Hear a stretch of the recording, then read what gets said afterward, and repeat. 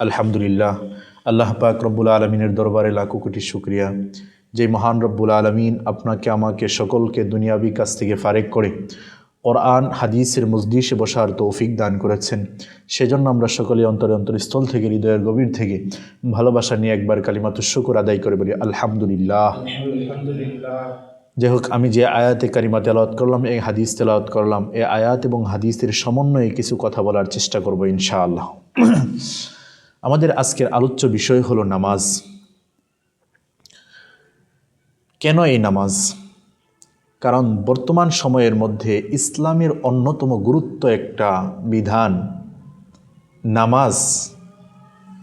এই বিধানটাকে মানুষ নর্মালি দেখে, নর্মাল চোখে দেখে, মানে এটা তেমন তাদের কাছে কোনো গুরুত্বই নাই, গুরুত্বহীন দেখে। এ কারণেই আমরা আজকে আমাদের আলোচ্য বিষয়কে বেছে নিলাম নামাজ। এই নামাজ সংক্রান্ত বিষয়ে আল্লাহ রাব্বুল আলামিন কোরআনুল কারীমের মধ্যে কি বলেন? আল্লাহ রাব্বুল আলামিন কোরআনুল কারীমের মধ্যে নামাজের মধ্যে অনেক গুরুত্ব দিয়েছে, নামাজের ক্ষেত্রে অনেক গুরুত্ব দিয়েছে। সেই গুরুত্ব নিয়ে আমরা কিছু কথা বলবো ইনশাআল্লাহ। আমাদের প্রথম আলোচনা চলবে নামাজের গুরুত্ব। এরপরে আল্লাহ রাব্বুল আলামিন আমাদেরকে যেমনভাবে নামাজের নির্দেশ দিয়েছেন রাসূলদের মাধ্যমে, ঠিক তেমনিভাবে আম্বিয়া আলাইহিমুসসালামের উপর আল্লাহ রাব্বুল আলামিনের কি নির্দেশ ছিল সেটা জানব। এরপরে কোরআনের আলোকে নামাজের ফজিলত সংক্রান্ত আমরা একটু আলোচনা করব। তো প্রথমে আসা যাক আমাদের নামাজের গুরুত্ব সংক্রান্ত আলোচনা। ইসলামের মূল 5টি বিষয়, ইসলামের ভিত্তি মূল 5টি বিষয়। কয়টি বিষয়? 5টি বিষয়। এ ব্যাপারে আল্লাহ নবী সাল্লাল্লাহু আলাইহি ওয়াসাল্লাম হাদিসের মধ্যে বলেন, বুনিয়াল ইসলামু আলা খামসিন শাহাদাতি আল্লাহ ইলাহা ইল্লাল্লাহ ওয়া আন্না মুহাম্মাদার রাসূলুল্লাহ ওয়া ইকামিস সালাতি ওয়া ইতাইজ যাকাহ ওয়াল হজ্জি ওয়া সাওমি রমাদান। আল্লাহর নবী সাল্লাল্লাহু আলাইহি ওয়াসাল্লাম এই হাদিসের মধ্যে ইসলামের ভিত্তি 5টা আলোচনা করেন। 1 নম্বর হলো কালিমা লা ইলাহা ইল্লাল্লাহু মুহাম্মাদুর রাসূলুল্লাহ। 2 নম্বর হলো নামাজ, 3 নম্বর হলো যাকাত, 4 নম্বর হলো হজ, 5 নম্বর হলো রোজা। 1 নম্বর বিষয় কালিমা। কালিমা হলো ইতিকাদি বিষয়, বিশ্বাসের সাথে সম্পর্ক। এই কালিমার সম্পর্ক কার সাথে? বিশ্বাসের সাথে। অর্থাৎ আল্লাহ রাব্বুল আলামিন আপনাকে আমাকে যা কিছু আমল এবং যে কোরআন, যে রাসূল পাঠিয়েছেন, আলমে বরজখ, কিয়ামত, হাসর নাসর, পুলসিরাত, সব কিছুই বিশ্বাস, সব কিছুর উপর ঈমান আনার নাম হলো ঈমান। এগুলা সব কিছুকেই তাওহীদ, রিসালাত, অন্তর দ্বারা বিশ্বাস করা, জবান দ্বারা স্বীকার করাকেই মুসলমান এবং ঈমান বলা হয়।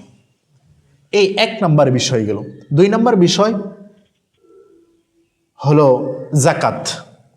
এই যাকাত, এটার সম্পর্ক হলো সমাজের এক শ্রেণীর মানুষের উপর, যাদের সম্পদ আছে পরিপূর্ণ নেশাব পরিমাণ। এরপরে হলো হজ। হজটা সমাজের আরেক শ্রেণীর মানুষের উপর, যাদের বাইতুল্লাহ পর্যন্ত পৌঁছার সামর্থ্য আছে। এরপরে আরেকটা হলো রোজা। এই রোজা সকল মুসলমানের উপরই বছরে একবার ফরজ হয়। বছরে কয়বার? একবার, 1 মাস ফরজ হয়, সারা বছরে সব সময় নয়। এই 3টা বিষয় তাদের স্ব স্থান থেকে যদিও গুরুত্বপূর্ণ বিষয়, কিন্তু সব মানুষের উপর সব সময় ফরজ হয় না। গেল আমাদের এই হাদিসের 4টা বিষয়। একটা হলো ঈমানি বিষয়, 3টা আমলি বিষয়। 4টা আমলি বিষয়, এর মধ্যে 3টার আলোচনা গেল। 4র্থ নাম্বার যেটা আমলি বিষয় সেটা হলো আমাদের নামাজ। আল্লাহ রাব্বুল আলামিন এই একটা নামাজ, আমাদের নামাজ, এটা সুস্থ সাবালক জ্ঞানবান নারী পুরুষ সকলের উপরই প্রতিদিন 5 ওয়াক্ত নামাজ ফরজ করেছেন। সুবহানাল্লাহ, অত্যন্ত বরকতময় নামাজ। এই একমাত্র নামাজ যেটা আল্লাহ রাব্বুল আলামিন এই উম্মতের উপর ফরজ করেছেন। আল্লাহ রাব্বুল আলামিন এই নামাজের ব্যাপারে নির্দেশ করেন, ওয়া আকিমুস সালাহ ওয়া আতুজ যাকাহ ওয়ারকাউ মা'আর রাকিঈন, নামাজ কায়েম করো, যাকাত প্রদান করো, আর রুকুকারীদের সাথে রুকু করো। এখানে রুকু দ্বারা উদ্দেশ্য হলো নামাজ আদায়কারীদের সাথে নামাজ আদায় করো। ঠিক তেমনিভাবে আল্লাহর নবী সাল্লাল্লাহু আলাইহি ওয়াসাল্লাম গুরুত্ব বুঝাইতে গিয়া হাদিসের মধ্যে বলেন, আসসালাতু ইমাদুদ্দিন, মান আকামাহা ফাকাদ আকামাদ্দিন ওয়া মান হাদামাহা ফাকাদ হাদামাদ্দিন। নামাজ হলো ইসলামের গুরুত্বপূর্ণ খুঁটিসমূহের মধ্যে থেকে এক অন্যতম খুঁটি। যেই ব্যক্তি নামাজকে ঠিক রাখলো ওই ব্যক্তি ইসলামকে, দিনকে ঠিক রাখলো। আর যেই ব্যক্তি নামাজকে ধ্বংস করে দিল, নষ্ট করে দিল, ঠিক রাখলো না, ওই ব্যক্তি ইসলামকেই ধ্বংস করে দিল। নাউজুবিল্লাহ। কি এক আশ্চর্য! আল্লাহ নবী সাল্লাল্লাহু আলাইহি ওয়াসাল্লাম গুরুত্ব দিয়ে বলেন, আল্লাহ রাব্বুল আলামিন আরেক আয়াতের মধ্যে বলেন, যারা মুমিন হবে, যারা মুত্তাকি হবে, তাদের পরিচয় হলো আল্লাযীনা ইউমিনুনা বিল গায়ব ওয়া ইউকিমুনাস সালাহ। তারা গায়বের প্রতি বিশ্বাস স্থাপন করবে এবং নামাজ প্রতিষ্ঠা করবে। মুত্তাকিদের পরিচয়। অথচ আমাদের কি অবস্থা হয়ে গেল? আমরা নামাজ থেকে অনেক দূরে। যাই হোক, আল্লাহ রাব্বুল আলামিন আরও বলেন, কোনো ব্যক্তি যদি আমি মালিকের নিকটবর্তী হতে চায় তাহলে নামাজ ছাড়া বিকল্প আর কোনো পথ নাই। সুবহানাল্লাহ। আল্লাহ রাব্বুল আলামিন একটা পথ উন্মুক্ত রাখছেন। রাসূলকে দিয়েছেন মেরাজ, কিন্তু এই উম্মতকে দিয়েছেন নামাজ। রাসূল মেরাজে গিয়ে আল্লাহ রাব্বুল আলামিনকে দেখছেন, আর এই উম্মত নামাজের মাধ্যমে আল্লাহকে দেখার সৌভাগ্য আছে। এই কারণেই আল্লাহ রাব্বুল আলামিন বলেন, উসজুদ ওয়াক্তারিব, বেশি বেশি সিজদা করো, তাহলেই আমি মালিকের নিকটবর্তী হয়ে যাইতে পারবা। সুবহানাল্লাহ। এই ব্যাপারে আল্লাহ নবী সাল্লাল্লাহু আলাইহি ওয়াসাল্লাম হাদিসের মধ্যে বলেন, আকরাবু মা ইয়াকুনুল আবদু মির রাব্বিহি ওয়া হুয়া সাজিদ। কোনো ব্যক্তি আমার মালিকের কাছাকাছি হইতে পারে, নিকটবর্তী হইতে পারে, সেটা হলো একমাত্র সিজদা, নামাজের মাধ্যমে। সুবহানাল্লাহ। তাহলে এতক্ষণ আলোচনার দ্বারা আমরা কি বুঝলাম? নামাজের গুরুত্ব। আল্লাহর তাআলা, আল্লাহর নবী সাল্লাল্লাহু আলাইহি ওয়াসাল্লাম দুজনই উম্মতের ফিকির একটাই ছিল উম্মতের পিছনে, যে নামাজের গুরুত্ব বোঝানো, নামাজ প্রতিষ্ঠা করা, এই জমিনের মধ্যে নামাজ কায়েম করা। আজকে যদি আমরা নামাজ পড়তে পারতাম, আমাদের জীবন কত সুন্দর হয়ে যেত, জীবন কত ভালো হয়ে যেত, আমরা অনেক গুনাহ থেকে বেঁচে থাকতে পারতাম। আল্লাহ নবী সাল্লাল্লাহু আলাইহি ওয়াসাল্লাম বলেন, আবু যর রাদিয়াল্লাহু তাআলা আনহুকে নিয়ে যাচ্ছেন, যখন শীতকালে বাহিরে বের হলেন, একটা গাছ ধরলেন রাসূল। আগেই দেখতেছেন যে গাছ থেকে পাতাগুলো ঝরতেছে। আল্লাহ নবী সাল্লাল্লাহু আলাইহি ওয়াসাল্লাম গাছটা আবার ধরলেন, যখন হালকা একটু নাড়া দিলেন, অনেকগুলো পাতা ঝরে পড়লো। আবু যর রাদিয়াল্লাহু তাআলা আনহুকে ডাক দিলেন, আবু যর। আল্লাহ নবী সাহাবী বললেন, লাব্বাইক ইয়া রাসূলুল্লাহ, লাব্বাইক ওয়া সাদাইকা, আমি উপস্থিত। আল্লাহ নবী 3 বার ডাক দিলেন। 3 বার আবু যর রাদিয়াল্লাহু তাআলা ডাকে সাড়া দিলেন, বললেন, ইয়া রাসূলুল্লাহ, কি হয়েছে? তখন রাসূল জবাব দিলেন, আবু যর, তুমি শোনো, এই যে দেখতেছো এই গাছের পাতাগুলো ঝরতেছে, ঠিক তেমনিভাবে আমার যদি কোনো উম্মত সে 5 ওয়াক্ত নামাজ দৈনিক সুন্দরভাবে সময়ের প্রতি ঠিক রেখে হেফাজত করে, নামাজগুলো যথাযথভাবে কায়েম করে, প্রতিষ্ঠা করে, আদায় করে, আল্লাহ রাব্বুল আলামিন ওই উম্মতের গুনাহগুলো এভাবে ঝরাইয়া দিবেন। সুবহানাল্লাহ। তাহলে নামাজের গুরুত্ব অপরিসীম, নামাজের গুরুত্ব অনেক। এই জন্য আল্লাহ তাআলার ফিকিরও, আল্লাহর নবীর ফিকিরও একটাই ছিল যে উম্মত নামাজ প্রতিষ্ঠা করবে। যাই হোক, আমরা আমাদের জীবনে নামাজগুলোকে বাস্তবায়ন করব ইনশাআল্লাহ।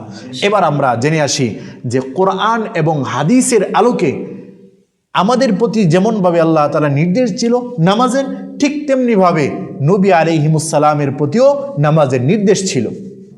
অনেকের প্রশ্ন জাগতে পারে যে আমাদের প্রতি আল্লাহ তাআলা নির্দেশ আছে, নবী রাসূলদের প্রতি নির্দেশ ছিল কিনা, কিন্তু না, এটার কোনো সুরত নাই, এটার কোনো অবকাশ নাই যে আমরা নামাজ পড়ব, ওনারা নামাজ পড়বে না, ওনাদের প্রতি নির্দেশ ছিল না। আসুন আমরা জেনে নেই কোরআনে আল্লাহ রাব্বুল আলামিন নবীদের ব্যাপারে কি বলেন। যেমন হযরত ইসমাঈল আলাইহিস সালাতু ওয়াস সালামের ব্যাপারে আল্লাহ রাব্বুল আলামিন কোরআনের মধ্যে বলেন, ওয়া কানা ইয়া'মুরু আহলাহু বিস-সালাহ ওয়াজ-যাকাহ। হযরত ইসমাঈল আলাইহিস সালাতু ওয়াস সালাম তার পরিবারকে নামাজ এবং যাকাতের নির্দেশ দিতেন। সুবহানাল্লাহ। ওয়া কানা ইনদা রব্বিহি মারদিয়া, আর তিনি তার রবের কাছে ছিলেন পছন্দনীয়। সুবহানাল্লাহ। হযরত মূসা আলাইহিস সালাতু ওয়াস সালাম কে আল্লাহ রাব্বুল আলামিন নির্দেশ দেন, ইন্নানি আনাল্লাহু লা ইলাহা ইল্লা আনা ফা'বুদনি ওয়া আকিমিস সালাতা লিযিকরি। আল্লাহ রাব্বুল আলামিন মূসা আলাইহিস সালাতু ওয়াস সালামকে বলতেছেন, ইন্নানি আনাল্লাহ লা ইলাহা ইল্লা আনা, বলতেছেন আমি আল্লাহ, আমি ছাড়া আর কোনো ইলাহ নাই। ওয়া আকিমিস সালাতা লিযিকরি, আমি আল্লাহ তাআলাকে স্মরণ করে তুমি নামাজ প্রতিষ্ঠা করো। সুবহানাল্লাহ। এরপরে হযরত ইব্রাহিম আলাইহিস সালাতু ওয়াস সালাম, একটু চিন্তা করেন যে ইব্রাহিম আলাইহিস সালাতু ওয়াস সালাম নিজেই তিনি প্রার্থনা করতেছেন, রব্বি জাআলনি মুকিমাস সালাতি ওয়া মিন যুররিয়াতি রব্বানা ওয়া তাকাব্বাল দুআ। তিনি নিজেই নামাজের মধ্যে নামাজ পড়ে দোয়া করতেছেন, আল্লাহ আপনি আমাকে নামাজ কায়েমকারীদের অন্তর্ভুক্ত করেন। সুবহানাল্লাহ। এবং শুধু আমাকে না, বরং আমার সন্তানদেরকেও নামাজ কায়েমকারী হিসাবে কবুল করে নেন। এই দোয়া করে ইব্রাহিম আলাইহিস সালাতু ওয়াস সালাম আরো দোয়া করলেন, রব্বানা ওয়া তাকাব্বাল দুআ, আল্লাহ আমি যেই দোয়া করলাম এই দোয়াটাকে কবুল করেন। সুবহানাল্লাহ। এবার আসুন যে অনেক নবী রাসূলকে আল্লাহ তাআলা নির্দেশ দিয়েছেন, আমাদের নবীর ব্যাপারে কি নির্দেশ দিয়েছেন? আমাদের নবীর ব্যাপারে আল্লাহ রাব্বুল আলামিন নির্দেশ দিলেন, ওয়া'মুর আহলাকা বিস-সালাতি ওয়াসতাবির আলাইহা লা নাসআলুকা রিজকান নাহনু নারযুকুকা। আল্লাহ রাব্বুল আলামিন বলেন, হে নবী আপনি আপনার পরিবারকে কি করেন? নামাজের নির্দেশ দেন, নামাজের নির্দেশ দেন এবং এর উপর আপনি অটল অবিচল থাকেন। আমি কিন্তু আপনার কাছে রিজিক চাই না, বরং আমি আপনাকে রিজিক দান করি। ওয়াল আকিবাতু লিত-তাকওয়া, যারা তাকওয়াবান পরহেজগার মুত্তাকি তাদের শুভ পরিণাম রয়েছে, তাদের পরিণতি শুভ। তো এর দ্বারা আমরা কি বুঝলাম? আল্লাহ রাব্বুল আলামিন আপনাকে আমাকে যেরকমভাবে নামাজের নির্দেশ দিয়েছেন, ঠিক তেমনিভাবে নবী রাসূলদেরকেও নামাজের নির্দেশ দিয়েছেন। শুধু তাই না, নবী রাসূলরা যখন বিপদে পড়তেন নামাজকে আপন করে নিয়েছিলেন, সাথে সাথে নামাজে দাঁড়ায় যেতেন। আল্লাহ নবীর এক স্ত্রী ইন্তিকাল করছে, নবী যখন শুনছে সাথে সাথে সিজদায় পড়ে গেছে, নামাজের মধ্যে দাঁড়ায় গেছে। আব্দুল্লাহ ইবনে আব্বাস রাদিয়াল্লাহু তাআলা আনহু ছেলের মৃত্যুর খবর শুনে নামাজে দাঁড়ায় গেছে, তার ভাইয়ের মৃত্যুর খবর শুনে নামাজে দাঁড়ায় গেছে। বিপদে পড়লেই নামাজকে আপন করে নেওয়া, নামাজের কথা স্মরণ হওয়া, নামাজে দাঁড়ায়া যাওয়া। আল্লাহ নবী সাল্লাল্লাহু আলাইহি ওয়াসাল্লাম নামাজের গুরুত্ব দিতে গিয়া নামাজকে যেন আমরা আপন করতে পারি, যারা নামাজ পড়ে না তাদেরকে সতর্ক করতে একটা হাদিসের মধ্যে বলেন। আমরা গতকালকে এই হাদিসটা পড়ছি, তাই না? আমরা গতকালকে হাদিসের মধ্যে বললাম, আল্লাহ নবী সাল্লাল্লাহু আলাইহি ওয়াসাল্লাম বলতেছেন যে আল্লাহ তাআলা ইরশাদ করেন, যেই ব্যক্তি 5 ওয়াক্ত নামাজ ইহতিমাম গুরুত্ব সহকারে আদায় করবে, আল্লাহ রাব্বুল আলামিন বলেন ওই ব্যক্তিকে কাল কিয়ামতের ময়দানে আমি নিজে জিম্মাদারি হইয়া জান্নাতের মধ্যে প্রবেশ করায় দিব। সুবহানাল্লাহ। আর যে ব্যক্তি গুরুত্ব সহকারে আদায় করবে না, আমি আল্লাহ তাআলা তার জিম্মা থেকে মুক্ত হয়ে গেলাম। নাউজুবিল্লাহ।